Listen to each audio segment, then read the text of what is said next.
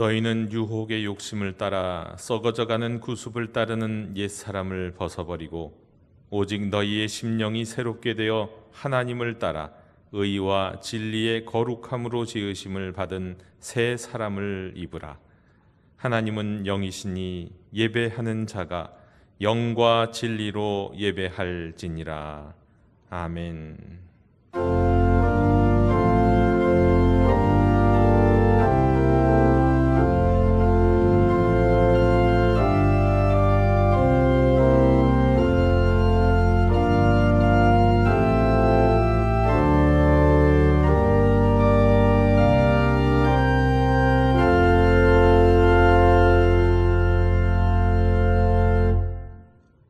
우주 만물을 창조하시고 권능으로 온 세계를 다스리시는 전능하신 아버지 하나님, 그 무한하신 사랑과 거룩한 은총을 인하여 주님께 영광을 돌리나이다.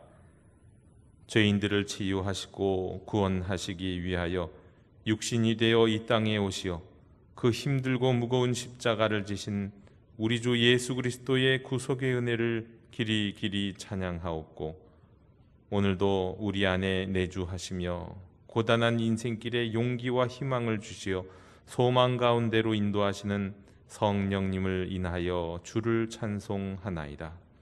성부, 성자, 성령께 세세무궁토록 영광이 있을지어다. 아멘. 다 함께 자리에서 일어나셔서 오늘 이곳에 계신 성령님을 찬양하시겠습니다.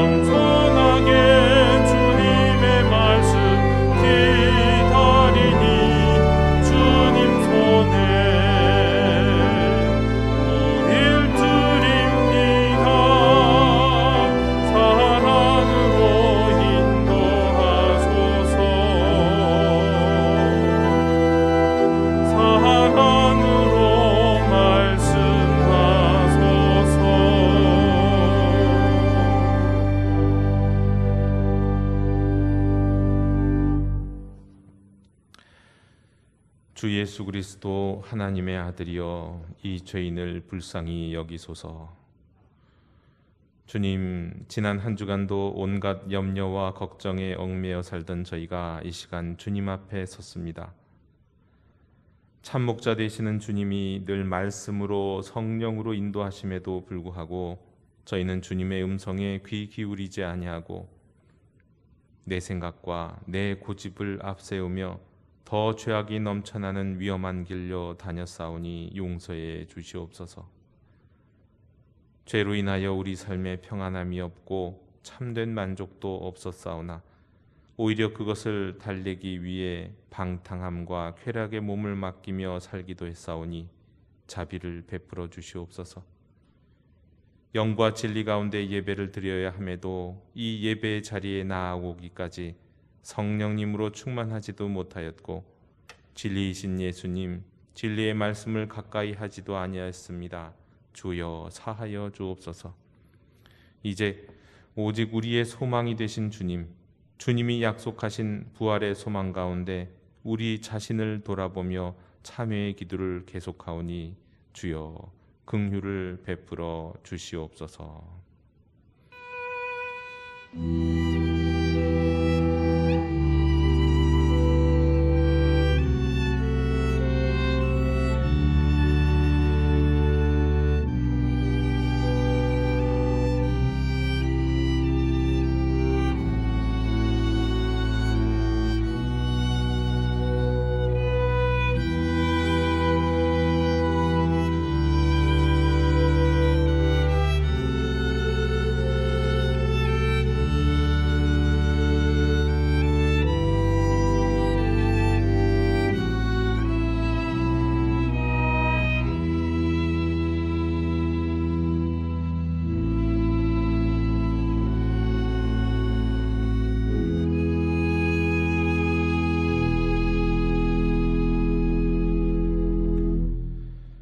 우리가 아직 죄인 되었을 때에 그리스도께서 우리를 위하여 죽으심으로 하나님께서 우리에 대한 자기의 사랑을 확증하셨느니라. 아멘. 나는 전능하신 아버지 하나님 천지의 창조주를 믿습니다.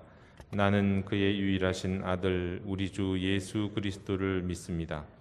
그는 성령으로 잉태되어 동정녀 마리아에게서 나시고 본디오 빌라도에게 고난을 받아 십자가에 못 박혀 죽으시고 장사된 지 사흘 만에 죽은 자 가운데서 다시 살아나셨으며 하늘에 오르시어 전능하신 아버지 하나님 우편에 앉아 계시다가 거기로부터 살아있는 자와 죽은 자를 심판하러 오십니다. 나는 성령을 믿으며 거룩한 공교회와 성도의 교제와 죄를 용서받는 것과 몸의 부활과 영생을 믿습니다. 아멘. 다 함께 자리에 앉으셔서 성시교독 128번을 교독하시겠습니다. 123번입니다. 거룩하다 거룩하다 거룩하다 주 하나님 곧 전능하신 이여 전에도 계셨고 이제도 계시고 장차 오실 이시라. 하나님 곧 전능하신 이시 하시는 일을 나오시리라. 왕국의 왕이시여 주여 누가 주의 이름을 두려워하지 아니하며 영화롭게 하지 아니하오리이까. 주만 거룩하시니 주의 의로우시니 일어서 주께 우리 주 하나님이여 영광과 존귀와 권능을 받으시는 것이 합당하오니 주께서 만물을 지으신지라.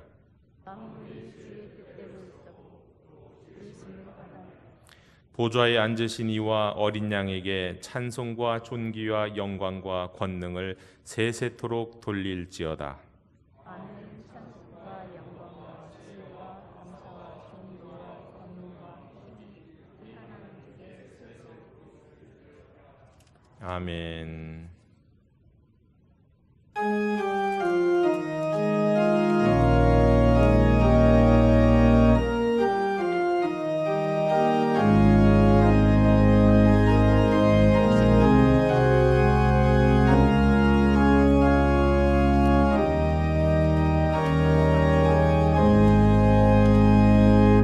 어두운 내 눈 밝히사 진리를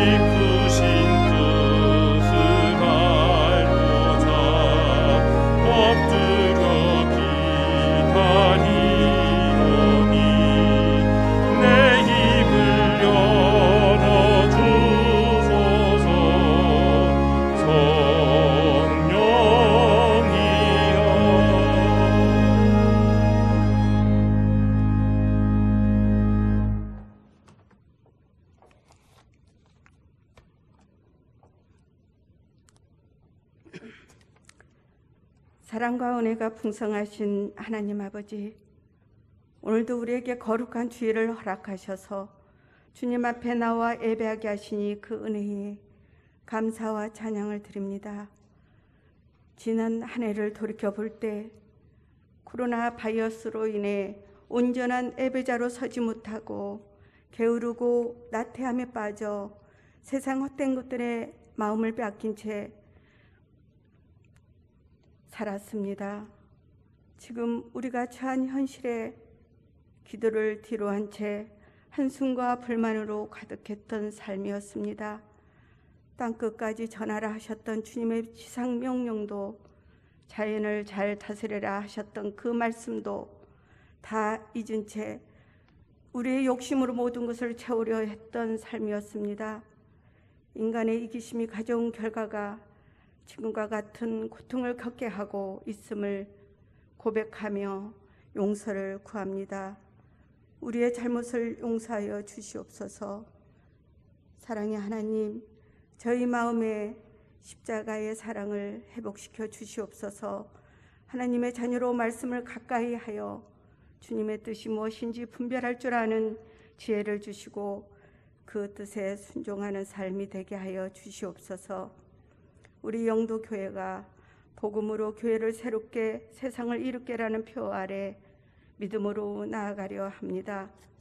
주님 주시는 지혜로 나 자신보다는 주변을 돌아보며 나눔으로 하나님의 사랑을 보여주는 우리들이 되게 하시고, 성도와 성도들 간에 사랑의 띠로 묶여지는 아름다운 공동체가 되어 이웃에게 본이 되는 영도교회가 되게 하여 주시옵소서.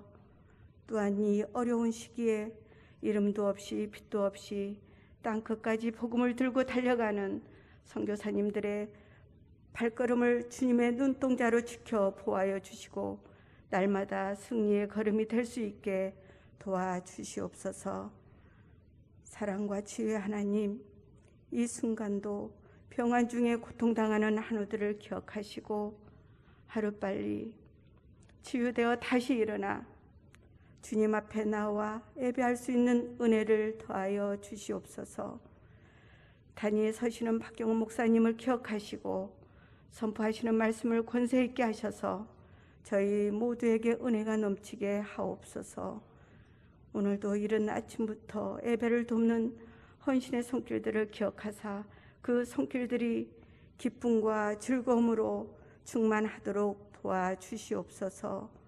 오늘도 말씀 중에 깊이 들어가 주님의 은혜를 경험하게 하시고 힘과 용기를 더해 주시는 여호와 하나님을 찬양하게 하시옵소서. 지금도 살아계신 예수님의 이름으로 기도합니다. 아멘.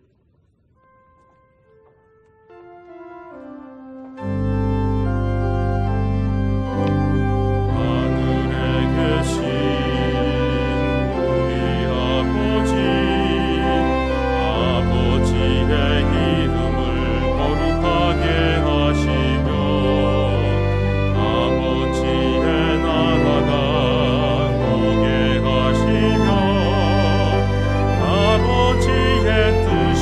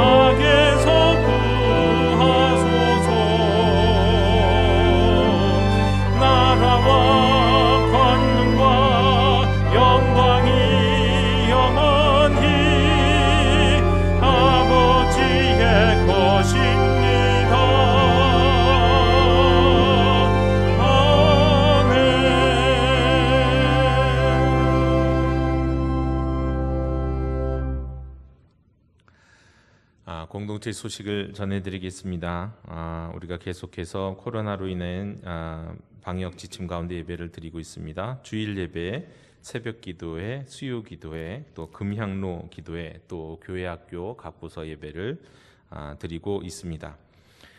오늘 3부 예배 후에 결산 공동의회가 있겠습니다. 그리고 다음 주일은 우리가 선교 주일로 지킵니다.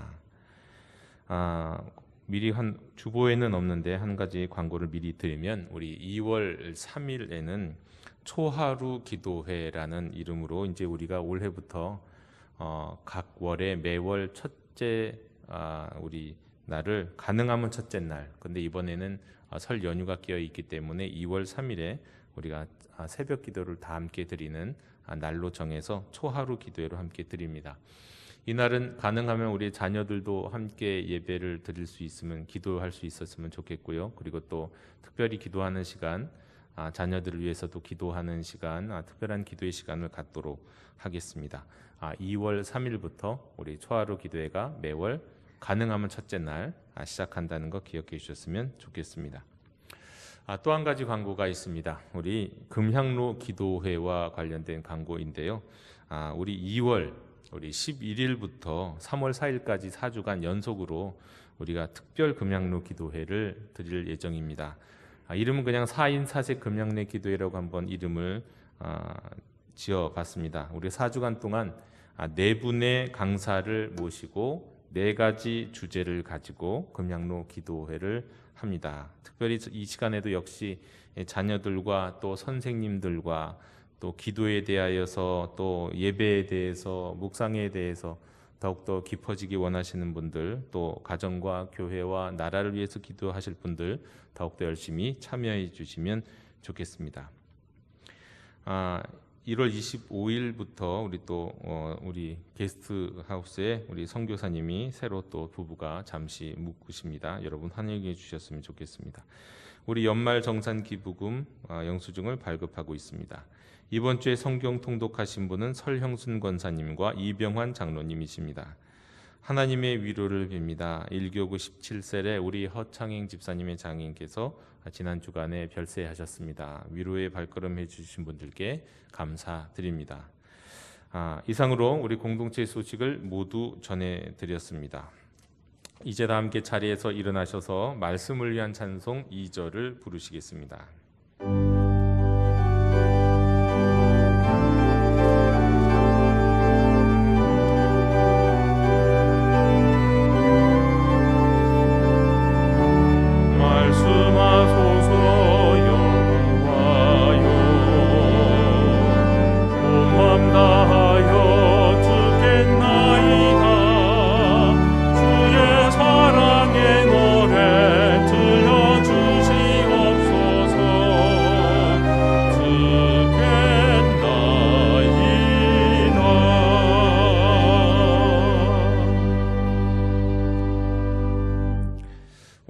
주시는 하나님의 말씀은 마태복음 6장 14절 15절 2절의 말씀입니다.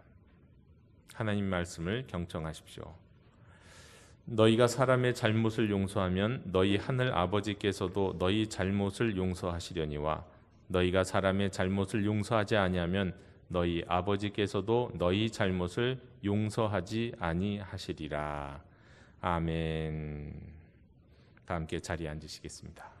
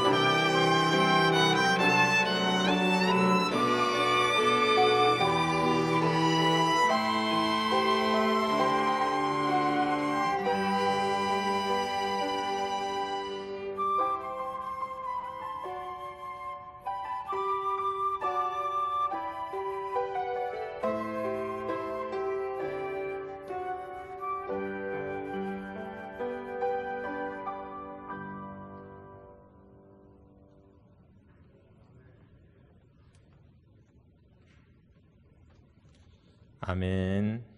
우리 평화 인사를 나누시겠습니다. 주님의 평화를 빕니다.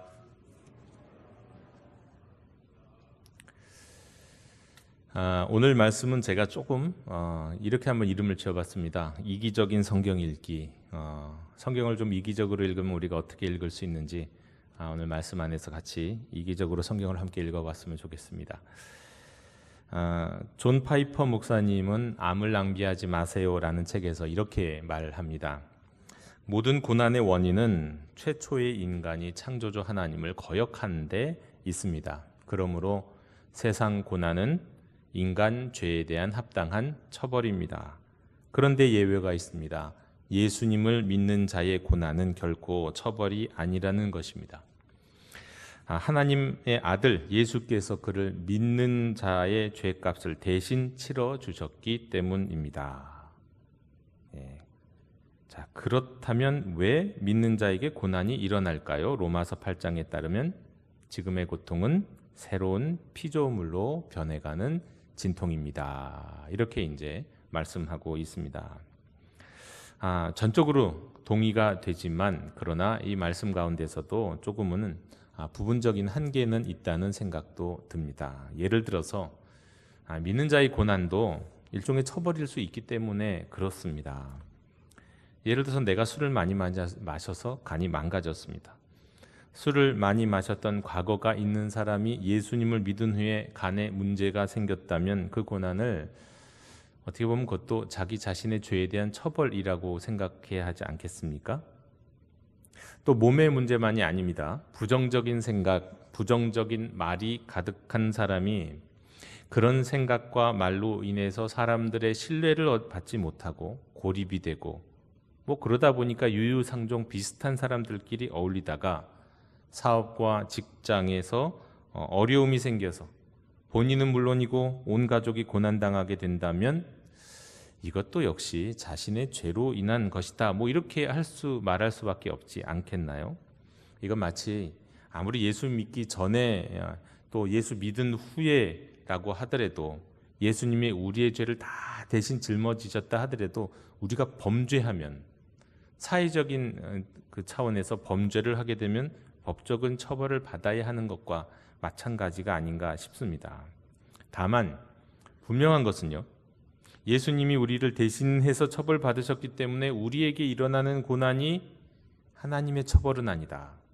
이렇게 말씀드릴 수 있습니다. 믿음 안에서는 말이죠. 그리고 어떤 과거의 원인으로 인하든지 아니면 자기 자신이 원인이든지 또 그거 아니든지 간에 그리스도 안에 있는 우리에게 일어나는 모든 고난은 궁극적으로 미래를 위한 것이다 라는 겁니다. 새로운 피조물에 합당한 인생이 되기 위해서, 그러니까 지난주 말씀의 요지에서 말씀드리자면 상처 입은 치유자가 되는 그 사명을 위해서 우리는 오늘도 어떤 면에서는 고난을 겪고 고난의 터널을 지나가고 있다, 이렇게 말씀드릴 수 있습니다. 내 자신의 상처를 붕대로 감싸면서, 다시 말해서 완전한 치유가 이루어진 게 아닌데도 불구하고 계속해서 또 다른 상처를 입어가면서도 그거를 스스로 한 땀 한 땀 한 번 한 번 치유해 가면서도 하나님이 우리에게 맡기신 사람들을 치유하는, 곧 구원하는 그 상처 입은 치유자로 살아가는 그 사명을 이루기 위해서 우리가 지금 고통을 당하고 있다. 예수님처럼 말이죠. 자, 오늘 말씀은 지난주에 충분히 말씀드리지 못한 것을 이어가는 차원, 또 작년에도 제가 한번 기억의 치유라는 제목의 말씀을 드린 적이 있었는데 그 말씀을 다시 되새기면서 심화시키는 말씀으로 나누길 원합니다. 그리고 설교 서두에 말씀드렸던 것처럼 그 가운데서 조금 이기적으로 한번 성경을 읽어보길 원합니다. 상처 입은 치유자가 되기 위해서 우리에게 꼭 필요한 과정, 먼저 우리의 상처를 완전히는 아니지만 충분히 치유하기 위한 여정이 우리에게는 필요합니다. 그러기 위해서는 무엇보다도 우리의 기억이 치유되어야 한다고 작년에 한번 말씀드린 적이 있었습니다. 작년에 이제 기억의 치유라는 제목의 설교, 그 설교 요지를 다시 한번 정리해드리면 이렇습니다. 다윗 시대에 3년간 기근이 들어서 다윗이 하나님께 간구하며 하나님께서 그 이유를 가르쳐 주셨죠. 기억이 나시는지 모르겠는데요. 그 이유는 뭐였냐면 사울과 그 집 사람들이 기브온 사람들을 죽였기 때문이었고, 다시 말하면 그것은 약속을 깨뜨렸기 때문이었고 그에 합당한 대가로서 사울의 후손들이 죽어야 했다. 그것이 이제 우리가 성경에서 읽었던 말씀이죠. 또 그런데 이 약속을 깨뜨린 것 때문에 죽어야 하기도 하지만 또 한편의 차원에서 저는 그렇게 말씀드렸습니다. 한이 맺힌 기브온 사람들의 기억의 치유를 위해서라도 그런 일이 필요했다라고요. 그리고 설교의 마지막에는 그렇다면 그 말씀에 응답하기 위해서 우리는 무엇을 해야 되는가? 두 가지를 말씀드린 적이 있습니다. 하나, 첫 번째, 내가 누군가에게 고통스러운 기억을 주었다면 잘못을 진심으로 사과함으로 그의 고통스러운 기억을 은혜로운 기억으로 바꾸어 주어야 한다라고 말씀드렸습니다. 그가 축복할 때까지요.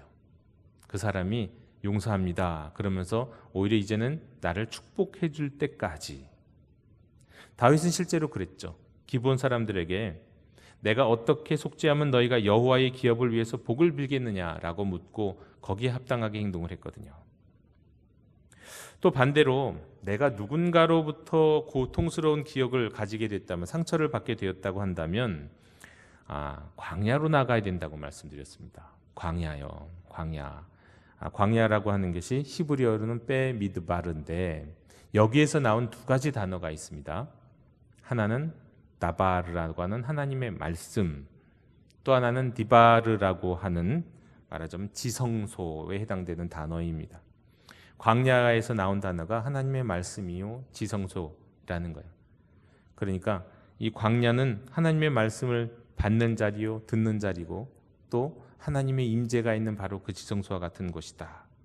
그러니까 우리의 기억, 상처받은 기억을 갖고 하나님의 말씀 앞에 나아가고 하나님의 임재가 있는 곳으로 나아가면 하나님의 치유, 기억의 치유가 임한다. 그렇게 말씀을 드렸습니다. 그때 그 말씀 여전히 오늘 우리에게도 필요합니다. 하지만 이제 새해를 맞이해서 다시 한번 좀 다른 차원에서 하나님이 우리를 새 피조물로 만들어 가시고 상처 입은 치유자로서의 사명을 주신 것을 이루기 위해서 우리가 기억의 문제를 다시 한번 다루고자 합니다.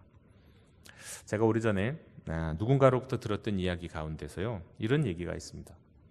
상처 입은 사람 또는 상처 입은 공동체가 그 상처를 회복하는 데 걸리는 시간은 문제가 해결된 후 적어도 상처가 지속됐던 시간만큼의 시간이 지나야 한다. 그런 얘기예요.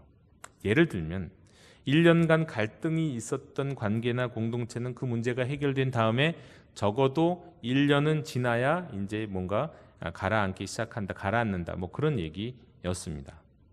저는 그게 이제 어떤 데이터를 통해서 확증된 것은 분명히 아니었음에도 불구하고 이거 참 매우 일리 있다 싶었습니다. 그래서 저는 그런 줄로 믿었습니다. 때문에 저는 우리 교회도 상처 시간보다 3배는 지났다고 생각을 하면서 그때 상처는 어느 정도 아무랬겠거니 뭐 그렇게 생각을 했습니다. 하지만 미처 생각하지 못했던 부분들이 있었습니다. 먼저 해결된 후에 해결되기 전까지의 상처의 시간만큼 지나가야 하는데요. 애초에 이게 해결된 게 아니구나. 해결된 게 아니라는 거를 느껴서 알았습니다. 그리고 상처의 시간이라는 것이 상처가 골마 터진 후의 시간일 뿐 상처가 골마 터지기 이전부터 알게 모르게 쌓여왔던 시간은 또 생각하지 못했던 거죠. 그리고 더 중요한 것, 해결될 시점을 잘못 생각했었다는 거예요. 갈등이 있었거나 관계가 깨어진 공동체에서의 해결이라고 하는 건 용서인데, 용서해야 해결이 되는 건데 그때부터 이제 시간이 필요한 건데, 책임 있는 사람이 떠났다고 또 법적 다툼이 끝났다고 이게 해결된 게 아닌데 용서해야 그때부터 치유가 시작되는 건데 아직 용서하지 못했거나 아직 용서할 생각도 없는데 단지 시간이 지났다고 그것이 어느 정도 가라앉았다고 제가 생각을 한 겁니다. 저는 오늘 용서의 성경적 차원을 주로 말씀드리려고 하는 게 아닙니다. 오히려 이제 용서의 실용적 차원을 좀 제가 이기적으로 읽겠다고 말씀드렸잖아요. 그런 말씀을 드리고 싶어요. 그러니까 용서가 안 되고 용서할 마음이 없는 분들에게 괜히 자꾸 성경 말씀을 갖고 들이대다 보면 더 불순종의 죄만 지을 수도 있겠다 싶어 갖고요. 실용적 차원에서 우리에게 용서가 왜 필요한지 그런 얘기를 좀 드리고 싶은 겁니다. 일단은요, 여러분 용서가 안 된다. 이해합니다. 그럴 수 있죠. 저도 그런 마음이 있습니다. 용서하기가 싫다. 용서가 안 된다가 아니라 용서하기가 싫다. 네, 그것도 공감됩니다. 그럴 겁니다. 특히 용서하면 내가 억울해지는 듯한 생각이 드니까 그렇습니다. 게다가 상대는 충분히 대가를 치르지 않은 것 같고 나에게 제대로 잘못을 고백하지도 않은 것 같은데 나 억울해서 용서 못해. 저 사람 용서해 줄 수 없지. 이거 우리 심보입니다. 뿐만 아니라 또 우리의 가물가물해진 기억 속에서 끄집어내고 보면 용서를 못하고 눌러놓은 이야기들도 사실 상당히 많습니다. 그런데 이렇게 말씀하시는 분들께 거기에는 제 자신도 물론 포함이 되는데요. 좀 냉정하게요. 제가 어떤 의사한테 그런 얘기를 들었던 것 같아요. 말 안 듣는 환자한테 이제 하는 이야기인데 의사가 그런 얘기를 하는 걸 제가 들었습니다. 이게 텔레비에서 이제 어디인지 모르겠는데요. 말 잘 안 듣는 환자 있잖아요. 의사 말. 그렇게 얘기하더라고요. 그럼요. 계속 병든 채로 사세요. 상처받은 사람에게 여러분 필요한 건 치유입니다. 치유받지 않으면 계속해서 상처 가운데 병든 가운데 살아가는 겁니다. 상처를 치유하는 유일하고도 가장 확실한 방법은 다름 아닌 용서예요. 근데 그 용서를 하지 않겠다는 건 병든 채로 살겠다는 겁니다. 그럼 그냥 병든 채로 계속 사세요. 제가 지금 이기적으로 말씀드린다고 했죠. 이기적으로 말씀드리는 거예요. 제 얘기는 아니에요. 여러분 입장에서 이기적인 차원에서, 실용적인 차원에서 말씀드립니다. 근데 여러분 병든 채로 계속 사셔야 돼요. 근데 병도 그냥 병이 아니에요. 사소하게는 작은 지병이 될 수도 있지만 여러분 만성질환은 뭐가 됩니까? 암이 돼요. 암으로 연결돼요. 용서함으로 상처를 치유하지 못하면 그건 중대한 심리적, 영적, 육적인 질병으로 이어진다는 겁니다. 이와 관련해서 제가 많은 분들과 함께 이야기하면서 알게 된 사실은요. 많은 경우에 정말 상당히 많은 경우에는요. 용서가 안 되는 게 아니라 용서하기 싫어하는 거라는 걸 알 수 있어요. 내가 용서해 주나 보자. 나 절대 그럴 수 없지 내가. 뭐 이런 마음이 사실은 우리에게 더 많다는 겁니다. 그러나 다시 말씀드리지만 여러분 용서하기 전에는 상처는 치유가 안 되거든요. 때문에 용서하지 않음으로 인해서 정작 손해보는 건 자기 자신이라는 거예요. 제가 그래서 이기적이라는 거예요. 지금 이기적으로라도 용서해야 된다는 얘기를 하는 거예요. 다음으로 그 상처가 돋는 모습으로 인해서 영향을 받는 건 내가 가장 사랑하는 가족들과 동료들이라는 거예요. 내가 용서하지 못하면 말이죠. 때문에 이기적인 차원에서 실용적 차원에서도 용서해라. 지금 그 말씀 드리는 겁니다. 나를 위해서 용서해야 된다. 내 가족을 위해서 용서해야 된다. 그런 거예요. 가끔은 제가 상담하면서 그런 말씀을 드리기도 합니다. 누군가를 용서하지 못하는 것은 내 마음을 격동시킬 수 있는 리모컨을 내가 용서하지 못하는 바로 그 사람에게 주는 거다. 사실 그 사람 때문에 어떤 상황 때문에 한 번 마음 아픈 것도 되게 억울할 일인데요.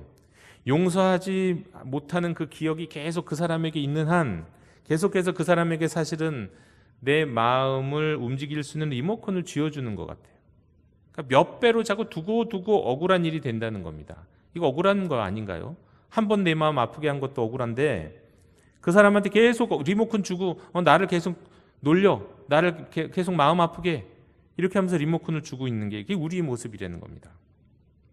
그래서 더 몇 배로 억울해지는 거예요. 실제로 억울해도 되는 거 요만큼인데 그것 때문에 우리 인생 가운데 억울한 건 훨씬 더 몇 배 더 많다는 거예요.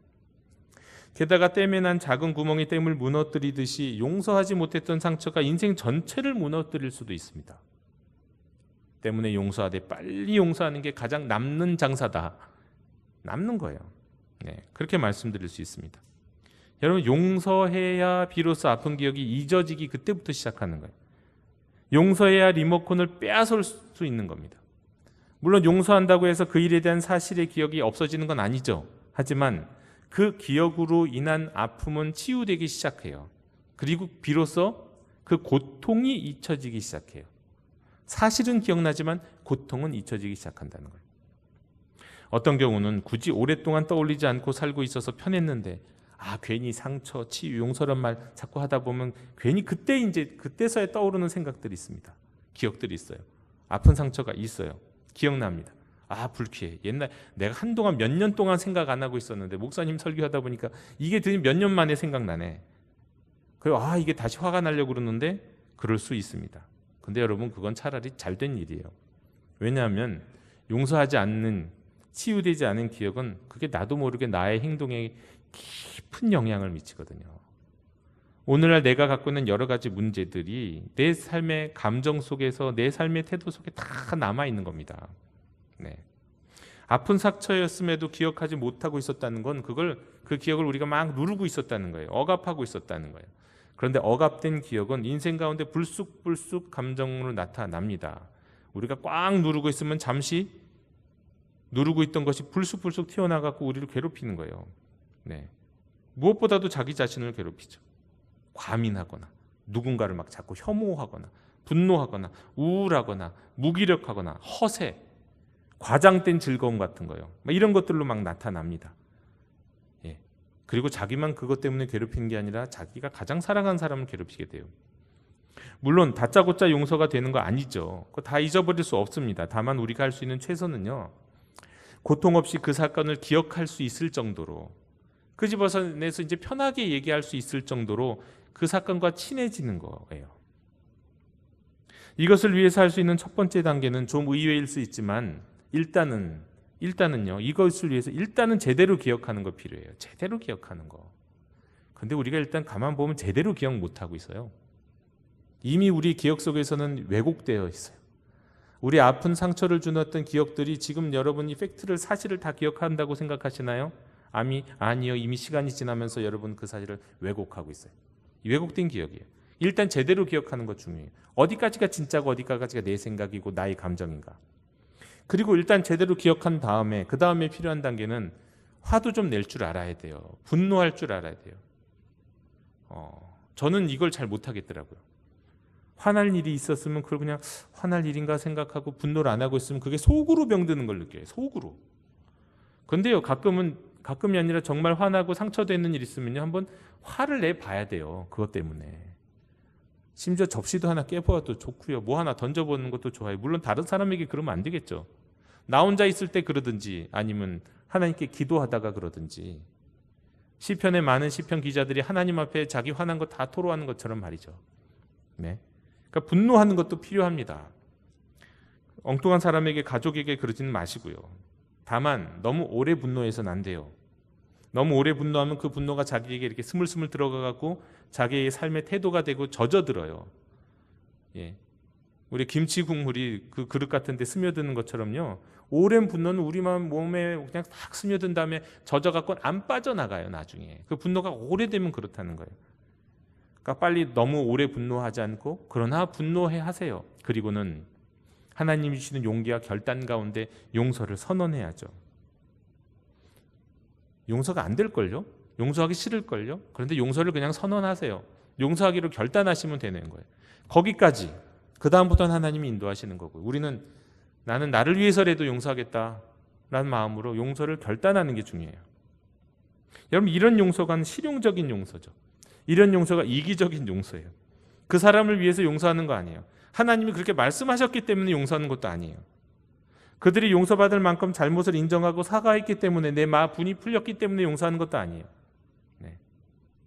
사실 나를 아프게 했던 사람이 있다고 한다면 그 사람이야말로 사실 그 사건을 기억하려고 하지도 않고, 만약에 혹시 어떤 상황 속에서 당신이 그때 나에게 잘못했습니다라고 말하면 내가 언제 하면서 더 화를 낼지도 몰라요.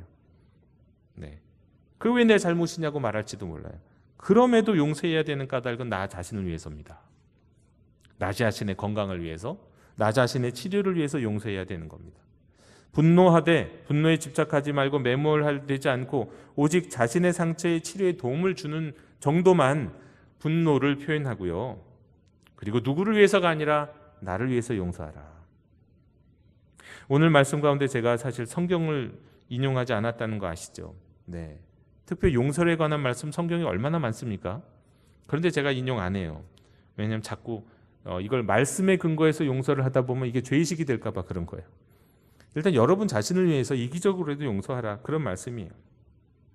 오늘 설교의 제목은 기억과 소망입니다. 이 기억과 소망이 도대체 무슨 관계가 있는가? 존 파이퍼는요, 지금의 고통은 새로운 피조물로 변해가는 진통이라고 아까 말씀드렸죠. 진통은 뭡니까? 더 나은 것을 낳기 위해서. 그러니까 부모가 자식을 낳을 때 갖는 그 진통이에요. 산통 같은 거죠. 그런 것은 뭡니까? 더 나은 것, 더 행복한 것, 생명을 낳기 위해서, 사실 그 시간이 고통스럽긴 하지만 그래도 지나고 보면 견딜 만한 시간이었다라고 얘기할 수 있는 그런 고통이 진통이에요. 지금 우리가 겪고 있는 고통이라고 하는 것이 새로운 피조물로 되어가기 위해서 우리가 겪는 진통, 산통과도 같은 것이다 라는 겁니다. 때문에 그 과정 속에 고통이 있어요. 없을 수가 없어요. 그런데 아예 그냥 고통이 싫어갖고 외면하는 경우에는 그게 나중에 병이 되는 거예요. 오히려 그 기억을 대면하고 그 기억에 대해서 분노하고 그리고 그 가운데 내게 상처 준 사람을 용서할 수 있어야 돼요. 그럴 때 우리가 기억의 상처로부터 자유함 가운데 새로운 피조물, 지난주의 말씀에 따르면 상처 입은 치유자가 될 수 있는 겁니다. 하나님이 우리에게 주시는 미래의 소망을 향해 나아갈 수 있게 되는 것입니다. 물론 이런 과정에는 아주 분명한 모델이 계시죠. 우리 그리스도인들에게는요, 웬만해 갖고 무슨 상황에 대해서도 모델이 있어요. 바로 예수 그리스도입니다. 예수님도 기억을 대면하고 그것 때문에 괴로워하고 또 용서하고 결단하는 이런 모습을 우리에게 보여주세요. 기억의 상처로부터 자유함 가운데 새로운 피조물의 완성을 향해 나아가시는 우리 예수님의 모습이 겟세마네 기도에도 있고요. 그분의 공생의 사역 곳곳에 녹여져 있어요. 그리고 우리 예수님은 그 모델을 통해서 부활하셨죠. 그리고 그 부활도 우리의 인생의, 우리 삶의, 우리 영생의 모델이 된다는 것을 보여주셨습니다. 예수님 자신이 자신의 상처를 계속해서 싸매시면서 다른 이의 상처도 치유하시는 상처 입은 치유자의 모델도 되어 주셨죠. 여러분, 바로 이런 주님 우리의 소망입니다. 이 소망의 주님을 바라보면서 우리는 지금 현재를 살아가고 있고요. 그 소망의 주님을 바라보면서 우리는 우리의 과거의 기억을 치유하기도 합니다. 제가 언젠가도 한번 말씀드렸는데요. 아우구스티누스의 대저작 하나님의 도성 마지막 장이 22권이거든요. 아마 그 책이 처음에는 이 22권의 책으로 만들어졌었나 봐요. 저도 정확하게 모르겠는데. 근데 마지막 권이 22권이고 그 가운데서도 30장에는 이런 글이 쓰여 있습니다. 하나님의 도성에 있을 영원한 행복과 영원한 안식에 대하여라는 제목의 장에 이런 말이 있는데요. 이게 이제 부활의 몸으로 가는 하나님의 도성에서 어떤 일이 일어나는가 그런 얘기입니다. 그 도성에서는 모든 시민에게 한결같은 자유의지가 있을 것이며 아무도 그 자유의지가 분열되지 않고 모든 악에서 해방되어 모든 선으로 충만하며 영원한 기쁨을 끊임없이 즐기며 과거의 죄와 벌을 잊되 해방된 것과 해방해 주신 분에 대한 감사를 잊지 않을 것이다. 그때에, 여기서부터 중요한데, 그때의 영혼은 과거의 악을 지식적으로 기억하고 있겠지만 감각적 경험으로서는 아주 잊어버릴 것이다. 어렵죠. 과거의 악을 지식적으로는 기억하고 있겠지만 감각적 경험으로서는 완전히 잊어버릴 것이다. 무슨 뜻이냐 하면 내 아픈 과거에 있었던 아픈 상처의 기억들이 팩트로는 남아있어요. 그건 다 기억해요. 하지만 그때 느꼈던 아픔, 그때 느꼈던 괴로움, 그때 느꼈던 분노, 이런 감각적인 기억들은 사라진다는 거예요. 그리고 오히려 그것 안에서 하나님 주신 은혜와 의미를 찾게 된다는 거죠. 그것이 부활 후에 우리가 영원한 하나님 나라의 도성에서 우리가 살아갈 때 우리가 간직하는 기억이라는 겁니다. 여러분 이 땅에서 악으로 인해 고통받았던 순간에 대해서 부활로 살아가는 영생 가운데서는 지식, 사실 이걸로는 기억하지만 고통은 잊는다. 괴로움은 잊는다. 여러분, 이건 부활의 몸으로 사는 그날에야만 사실 온전하게 이루어질 수 있는 것이지만요, 현재를 사는 우리도 부활의 소망 가운데서 또한 과거 기억에 대한 용서와 하나님의 말씀과 하나님의 임재를 통해서 기억이 치유될 때 이루어지는 일종의 부활의 선취인 거예요. 우리의 기억이, 우리의 아픈 상처가 치유되는 것은 우리가 장차 부활해서 하나님의 나라에게 살 그 삶을 미리 선취하면서 살아가는 거라고요. 그것이 상처가 치유되는 과정이고 의미인 겁니다. 자, 오늘 말씀으로, 본문으로 좀 집중하겠습니다. 제가 하나님 말씀 설교 시간에 성경 말씀은 하나도 안 드렸던 것 같은데 오늘 말씀은 이거죠. 마태복음 6장 14절 15절입니다. 너희가 사람의 잘못을 용서하면 너희 하늘 아버지께서도 너희 잘못을 용서하시려니와 너희가 사람의 잘못을 용서하지 아니하면 너희 아버지께서도 너희 잘못을 용서하지 아니하시리라. 이 말씀이에요. 좀 엄한 말씀이죠. 좀 부담스러운 말씀이잖아요. 근데 저는 이 말씀도 오늘은 조금 이기적으로 읽어보기를 원합니다. 먼저 이 말씀이 여러분 우리가 늘 고백하고 우리가 오늘 예배 시간에도 방금 전에 좀 예배 설교 전에 우리가 고백했던 주님이 가르쳐 주신 기도 바로 뒤에 붙어서 나온 말씀이에요. 바로 뒤에 붙어서 나온 말씀이에요. 여러분 주님이 가르쳐 주신 기도와 한 문단 안에는 무슨 이야기가 있냐면요. 골방에서 기도하라. 다른 사람 보여주면서 기도하지 말라는 이야기에 바로 붙여서 주님이 기도를 제자들에게 가르쳐 주셔요. 그게 주님이 가르쳐 주신 기도고 바로 이어서 주시는 말씀이 바로 방금 전에 우리가 읽은 용서에 관한 말씀이에요. 그러니까 이 말씀은 무슨 얘기냐면 이게 주님이 가르쳐 준 주기도문의 핵심이란 얘기예요. 주기도문에 대한 해설이에요. 해설. 그게 주님이 가르쳐 주시는 기도예요. 다시 말하면 주기도문은 무슨 기도라는 겁니까? 용서하기 위한 기도라는 얘기예요. 용서하기 위해서 주님이 기도를 가르쳐 주신 것 중에 이 가르쳐진 가장 중요한 이유가 용서라는 거예요. 용서. 그런데 한번 생각해 보세요. 실용적으로 이기적으로 생각해 보세요. 오늘도 우리가 주님이 가르친 기도를 했잖아요.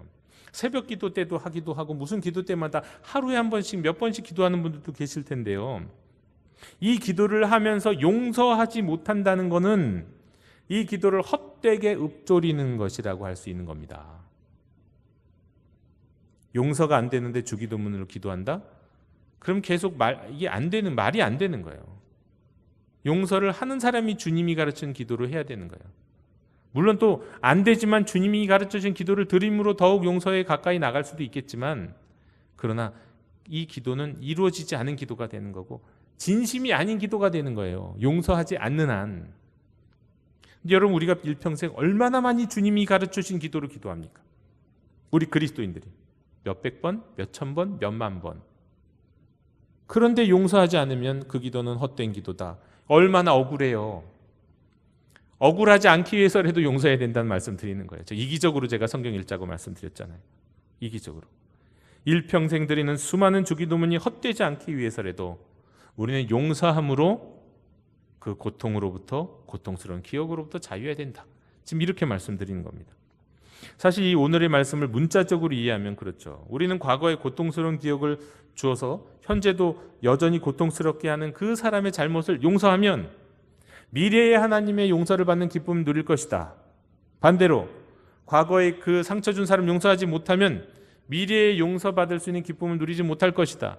문자적으로 일단 생각하면 그겁니다. 그런데 이걸 또 이기적으로 말씀드리면 이거죠. 여러분 계속 고통스러우실 겁니까? 여러분 이 정말 세상에서 그 무엇으로도 누릴 수 없는 그 기쁨, 용서받는 기쁨 포기하실 건가요? 그것을 위해서라도 용서해야 된다는 거예요. 그것을 위해서라도. 이 말씀을 좀 다른 차원으로 해서 보면 또 이렇게도 읽을 수 있습니다. 이걸 꼭 미래의 차원이 아니라 현재의 차원으로도 이해할 수 있는데요. 미래가 너무 멀게 느껴지면 그렇잖아요. 너무 멀리 있는 일이면 가슴에 와닿지 않으니까.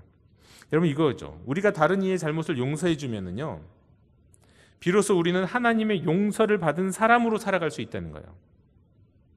그런데 용서하지 않으면 용서받지 못한 사람, 죄의식에 갇혀서 하나님이 모든 믿음의 사람에게 주시고자 예비해 두신 기쁨을 알지 못하는 사람으로 살아간다는 거예요. 여러분 정말 그렇습니다. 저도 그렇고 여러분들도 아세요. 솔직히 물어보면 정직하게 물어보면 아세요. 내가 누굴 용서하지 못하면 죄의식이 있어요. 그 죄의식이 계속해서 내 발목을 잡아놓고 살아갑니다.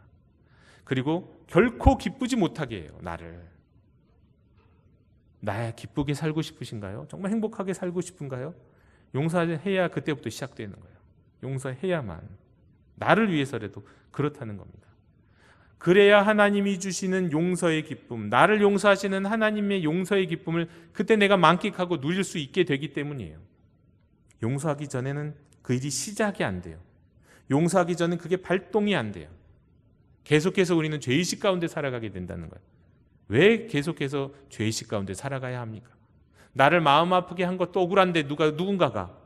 그런데 거기다가 그 사람이 계속 나를 마음 아프게 하도록 그 사람에게 리모컨을 주고 살아가야 되는 것도 억울하고, 그리고 그것 때문에 용서하지 못함으로 말미암아 하나님이 내게 주시는 그 용서받은 사람의 기쁨도 누리지 못한다면 그건 또 얼마나 억울해요. 그러니 나를 위해서라도 용서해야 된다. 그 말씀을 드리는 겁니다. 사랑하는 영도교 형제 자매 여러분, 오늘 제가 좀 이기적인 이유 때문이라도 우리가 용서를 통해서 기억의 고통을 줄여 하나님이 주시는 기쁨을 누리시기를. 그래서 또 장차 부활의 소망, 부활의 빛 가운데 우리가 미래에 살아갈 우리의 모습, 부활의 모습을 미리 선추하며 살아갈 수 있는 그 기쁨을 누릴 수 있기를 말씀드렸습니다. 이게 용서의 실용적 차원이에요. 하나님의 말씀하셨으니까 용서해라. 오늘 저 그런 말씀 안 드려요. 그러나 이기적으로라도 오직 나 자신을 위해서라도 용서할 수 있는 저와 여러분이 되셨으면 좋겠습니다. 그때에 하나님이 주시는 기쁨이 회복돼요. 그리고 한 가지만 더 덧붙이면 그 용서의 대상에는 바로 나 자신도 있다는 걸 기억하세요. 사실 많은 경우에는 우리가 상처받고 고통스러워하는 경우 가운데 많은 경우는 누구 때문인 경우도 있지만 내 자신 때문에 그런 경우도 얼마나 많은지 모릅니다. 주님은 바로 그런 나 자신도 용서하길 원하십니다. 그래야 하나님이 주시는 용서의 기쁨을 우리가 누릴 수 있게 되기 때문입니다. 부활의 소망 가운데서 우리의 기억을 하나님의 말씀과 임재 가운데 내어드리는 용서를 통해 평화와 기쁨을 누리시는 우리 영도 공동체 형제 자매님들이 다 되시기를 주님의 이름으로 축원합니다. 하나님, 오늘 우리에게 주신 말씀 가운데 저희가 하나님의 말씀을 부담스럽게 듣기보다 정말 우리 자신의 필요와 또 조금은 이기적인 그런 욕구 가운데 말씀을 들었습니다. 정말 용서하지 못하면 결국 손해보는 것은 우리 자신임을 고백합니다. 우리 자신을 위해서라도, 하나님이 우리에게 주시는 용서의 기쁨을 누리기 위해서라도, 장차 우리가 부활하게 될 때 부활의 모습을 미리 앞당겨 살아는 부활을 선취하는 삶을 살기 위해서라도 용서해야 함을 고백합니다. 주님, 우리가 용서할 마음 없지만 용서하기로 결단합니다. 용서가 잘 안 되지만 용서해 보겠다고 결단합니다. 저희가 결단할 때 그 결단 위에 하나님 역사해 주셔서 우리의 삶에 우리에게 상처를 주고 고통을 주었던 모든 기억들 용서할 수 있도록 인도해 주옵소서. 그 가운데서는 나를 자신 때문에 괴로워했던 기억들 가운데서 내 자신도 용서할 수 있는 은혜도 허락해 주시옵소서. 예수님의 이름으로 기도드립니다. 아멘. 이 시간 응답의 찬송 458장 부르시며 봉헌하시겠습니다.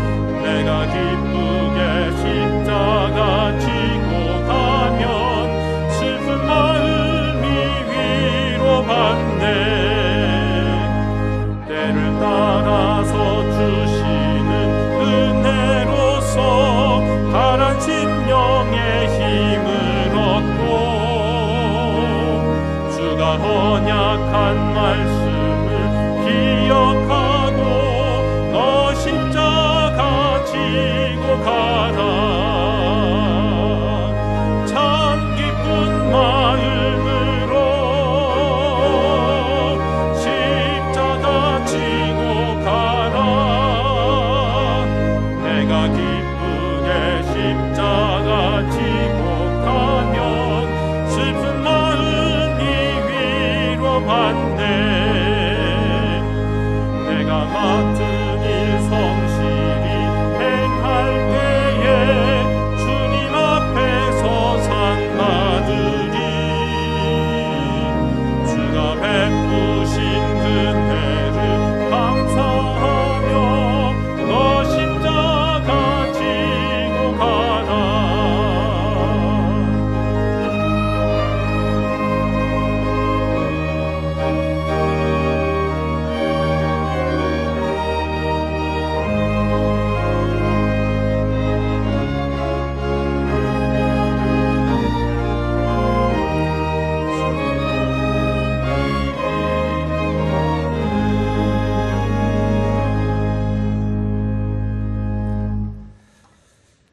주신 이도 여호와시오 거두시는 이도 여호와시오니 여호와의 이름이 찬송을 받으실지이다.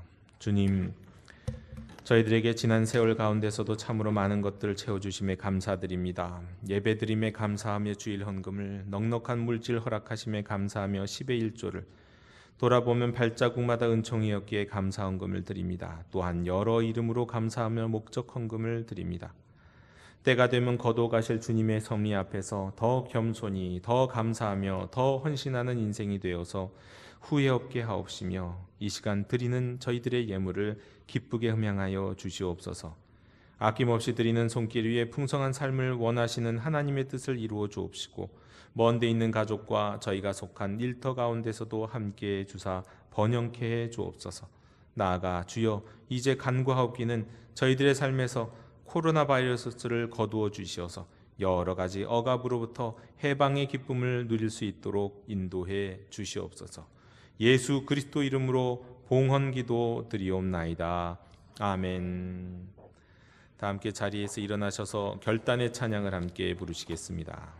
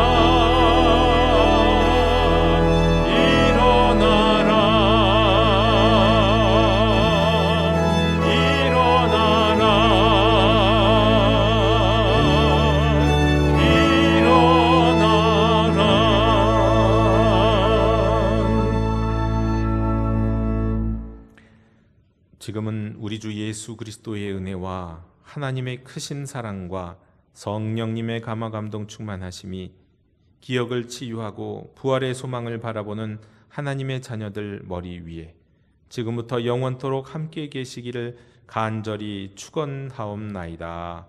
아멘.